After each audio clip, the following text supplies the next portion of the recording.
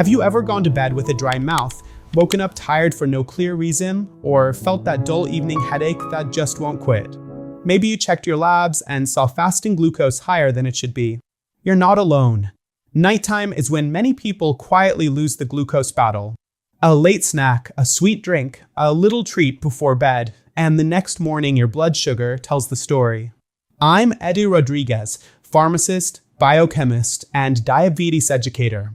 I've lived with type 1 diabetes for more than 25 years, and here on EDU Diabetes, in English, I turn science into habits you can actually use.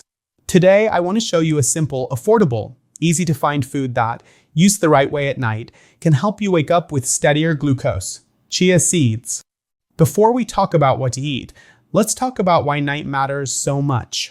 Evenings are when innocent choices add up. The quick sandwich, the cookies, the soda, the slice of cake to take the edge off. These foods are fast digesting, high in sugars and refined starches, and they tend to spike glucose at exactly the time your body is trying to wind down. You go to sleep with a spike, your insulin rises, you may dip later in the night, and by morning your fasting number can look worse. On top of that, poor sleep from late spikes can push hormones in the wrong direction and make tomorrow's control even harder. Imagine your bloodstream as a calm river carrying nutrients. Now imagine it turning into honey thicker, stickier, slower right before you lie down. That's what an evening glucose surge feels like from the inside. Your pancreas works overtime, your liver juggles storage and release, and your brain and muscles ride a roller coaster they didn't ask for. If you've ever felt wired at 10 p.m. and exhausted at 7 a.m., you know what I mean. So why chia at night? Because chia is rich in soluble fiber. When those tiny seeds touch liquid, they form a gentle gel. That gel slows the movement of food through your stomach and small intestine and smooths how glucose enters your bloodstream. Instead of a sharp spike, you get a slower rise and a calmer curve through the night. The second reason is satiety. That same gel sends a fullness signal to your brain, which makes it much easier to ignore the pantry calling your name at 11 p.m. The third reason is that chia brings extra benefits you want if you're caring for glucose: plant omega-3, ALA, a bit of protein, and minerals like magnesium and calcium that support muscles, nerves, and yes, sleep.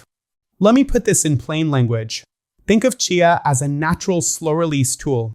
It doesn't cancel a high-sugar meal. It doesn't replace medication, but it changes the speed of digestion and the way glucose arrives in your blood.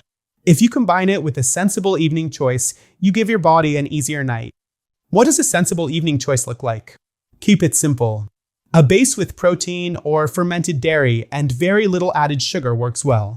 Plain yogurt, kefir, or warm milk alternatives without added sugar are friendly carriers. Stir in the chia, wait a few minutes for the gel to form, and you have a slow, soothing night snack. If you prefer a small smoothie, use low glycemic fruits like berries or add avocado for creaminess. Keep portions modest and let the chia do its job. If dairy isn't for you, mix chia into unsweetened almond or soy milk, or even water with a squeeze of lemon and a pinch of cinnamon. The goal isn't dessert. The goal is calm digestion and steady glucose through the night. Timing matters. Your body handles nighttime nutrition best when you finish eating a couple of hours before bed. That window gives digestion a head start, helps you avoid reflux, and keeps sleep deeper. If you need something close to bedtime, make it small and fiber-forward. A few spoonfuls of chia pudding can be enough. This is not about feeling stuffed. It's about sending the right signals. How much chia are we talking about? Most adults do well with 1 to 2 tablespoons, fully hydrated. This part is important. Dry seeds swell in water, so always let them absorb liquid first. Stir well, wait for the gel, and sip slowly. If you've never used chia before, start with 1 tablespoon and see how your stomach feels. Fiber works best when you build up gradually and drink water during the day. If you have swallowing difficulties, a history of esophageal issues, or you're on blood thinners, talk with your healthcare team before changing your routine. Education is power, and safety comes first. Now let's put the whole evening routine together in a way that fits real life. Decide your dinner time and keep it roughly consistent. Your body loves rhythm. Build your plate with protein, non-starchy vegetables, and healthy fats. Place starches or sweets if you're going to have them at the end of the meal, not the beginning. That sequence alone flattens the curve. After dinner, move a little. 10 minutes of easy tidying, a gentle walk, or a few trips up and down the hallway tells your muscles to absorb glucose without asking for more insulin. Later, if hunger reappears, make your chia snack, let it gel, and enjoy it mindfully. Dim the lights, turn off screens, and keep your room cool and quiet so sleep can do its repair work. High-quality sleep and steady glucose are teammates, not strangers. I've seen this simple change make a big difference. People report waking up less thirsty. They notice fewer night trips to the bathroom. Morning glucose steadies, and energy at 9 a.m. feels more dependable. It's not magic, it's physiology. Slow the entry of glucose, reduce the overnight roller coaster, and mornings get easier. And yes, this helps even if you already take medication, because nutrition habits and medication work together, not against each other. If chia isn't your favorite, you still have options that follow the same principle. Ground flaxseed offers soluble fiber and a nutty flavor. A small handful of nuts adds fiber, fat, and protein that slow digestion. A spoon of Greek yogurt with cinnamon can be both satisfying and steadying. But if you tolerate chia and enjoy it, it's hard to beat for simplicity and effect. Let me ask you something. What do you usually eat after dinner? Are you the quick sandwich and tea person, the just a cookie person, or the I skip dinner then raid the pantry at 11 person? Share it in the comments. Your experience will help someone recognize their own pattern. And if you've tried chia before, tell me how you prepared it and how you felt the next morning. Real stories teach better than any textbook. A couple of small cautions to keep you on track. Chia is a helper, not a hall pass.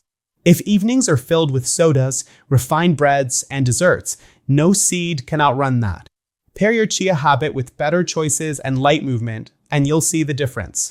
Also, respect your digestion. If you notice bloating as you add fiber, step back, hydrate, and increase more slowly. Your gut microbiome adapts. Give it a week or two. I want you to picture your next morning. You open your eyes without that sandpaper mouth. Your head feels clearer. Your glucose reading looks calmer. You eat breakfast because you choose to, not because your body is screaming for a quick fix. That day begins with confidence, not a chase. That's what a smart evening can do. If this message is useful to you, like this video, share it with someone who struggles most at night, and subscribe to EDU Diabetes in English so you don't miss the next practical step. In the comments, write "I'm in" if you're going to try a hydrated tablespoon of chia tonight. Tell me what you'll mix it with and when you'll have it. I'll be there reading and cheering you on. Your health is built on small choices repeated. A measured dinner, 10 minutes of movement, a simple chia snack hydrated and unhurried, lights down, screens off, and a consistent bedtime. None of this is complicated. Together, they're powerful.